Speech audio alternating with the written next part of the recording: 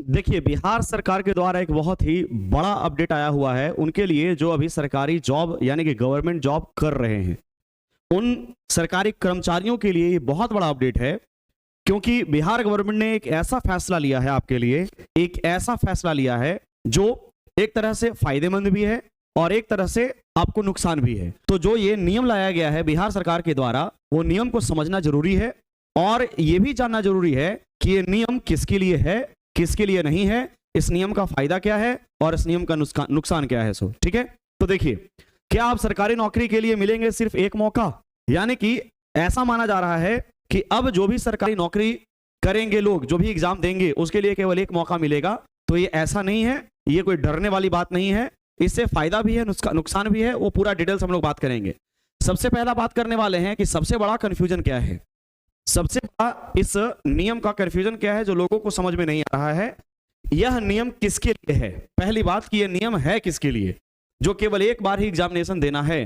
तो यह नए छात्रों के लिए बिल्कुल नहीं है, ये केवल वर्तमान सरकारी कर्मचारियों के लिए है जो ऑलरेडी गवर्नमेंट जॉब में हैं बिहार सरकार के अंतर्गत। क्लियर? और ये जो नियम है वो नगर विकास एवं आवास विभाग ने जारी किया है। अब हम लोग आगे समझते हैं कि नया नियम जो है वो है क्या, ये नया नियम में आखिर है क्या। तो सबसे पहली चीज कि अब सेवा में रहते हुए सिर्फ एक मौका। अगर आप कोई गवर्नमेंट जॉब कर रहे हैं और आप चाहते हैं कि गवर्नमेंट जॉब करते करते, जो भी आपका जॉब है वो करते करते हम किसी और सरकारी जॉब का तैयारी करें और उसमें एग्जाम दें, उसके लिए ये है। नौकरी के दौरान उच्च पदों की परीक्षा देने के लिए केवल एक बार अनुमति मिलेगी। यानी कि आप मान लीजिए एक प्राइमरी टीचर हैं और आप चाहते हैं कि कोई अलग जॉब, सरकारी जॉब का तैयारी कर रहे हैं और आप उसका एग्जाम देना चाहते हैं, ठीक है, तो आपको केवल एक बार ही मौका मिलेगा अपने वर्तमान जॉब से अपर कैटेगरी के जॉब को पाने के लिए। केवल एक ही बार एग्जाम देने का आपको मौका मिलेगा, ठीक है, एक ही बार आपको विभाग से एनओसी मिलेगा, दोबारा एनओसी नहीं मिलेगा।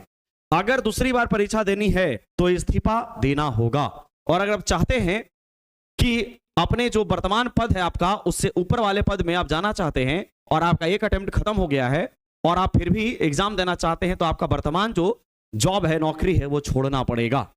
आपको दोबारा एनओसी नहीं मिलेगा आपके विभाग के द्वारा, यानी कि आपको अपना पद छोड़ना पड़ेगा, तब जाकर आप एग्जामिनेशन के लिए एलिजिबल हो सकते हैं।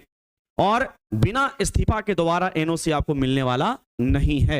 एनओसी के लिए, दोबारा एनओसी के लिए आपको जॉब छोड़ना पड़ेगा। ठीक। तीसरा चीज है कि आवेदन की शर्तें। ये जो आवेदन है उसका क्या क्या शर्त है? तो परीक्षा देने के लिए जरूरी शर्तें, केवल उच्च पे लेवल, हायर पे लेवल वाली पोस्ट के लिए ही आवेदन कर सकते हैं।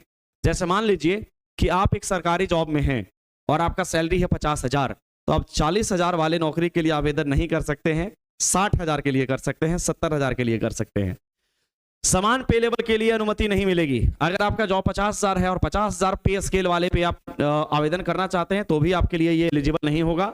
विभाग से एनओसी लेना अनिवार्य होगा।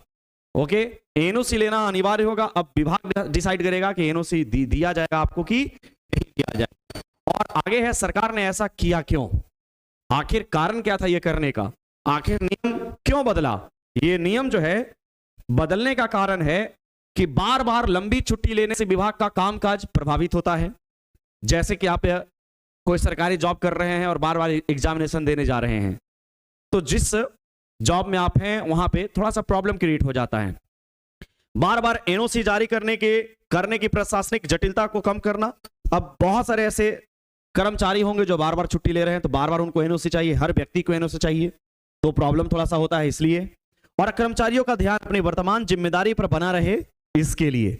यानी कि आप ज्यादा इधर उधर जो है वो कूदिए नहीं, आप जहां हैं वहीं पे बने रहिए और अगले जो भी लोग हैं, जो भी स्टूडेंट पढ़ रहे हैं, उनको मौका दीजिए, क्योंकि उनको भी तो मौका मिलना चाहिए। छात्रों के लिए संदेश, आम छात्रों को घबराने की जरूरत नहीं है। जो भी बीपीएससी हैं, बीएसएससी हैं या जो भी अन्य भर्ती परीक्षाओं को के सामान्य नियम जो है वो पहले ही जैसा है। जिस व्यक्ति का, जिस भी स्टूडेंट का नौकरी नहीं लगा हुआ है, उनके लिए ये नियम लागू नहीं है। वो जितना बार चाहे उतना बार एग्जाम दे सकते हैं, जैसे चाहे वैसे दे सकते हैं, कोई दिक्कत वाली बात नहीं है। नई उम्मीदवारों का जो भी प्रयास है, जो भी अटेम्प्ट है, उसकी संख्या में कोई बदलाव नहीं किया गया है। जो भी नया उम्मीदवार हैं, जो भी फ्रेशर हैं, उनके लिए कोई नियम में बदलाव नहीं किया गया है। ये नियम के उनके लिए है जो नौकरी में है, जॉब में है, ऑलरेडी जॉब कर रहे हैं, उनके लिए ये नियम है। क्लियर? तो ये बिहार सरकार के द्वारा किया गया एक अच्छा पहल भी है कि नए नए लोगों को मौका मिलेगा।